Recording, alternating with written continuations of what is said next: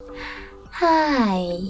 In front of me is Samsung Galaxy Note 20 Ultra 5G, and today I would like to show you how you can block app notifications on this device.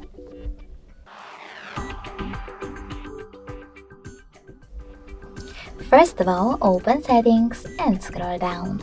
Then tap on Notifications. Now you need to choose App Notifications at the top and select All. Over here, select the best option for you by tapping on it. All, most recent, most frequent, all notifications turned off. I will go with most frequent.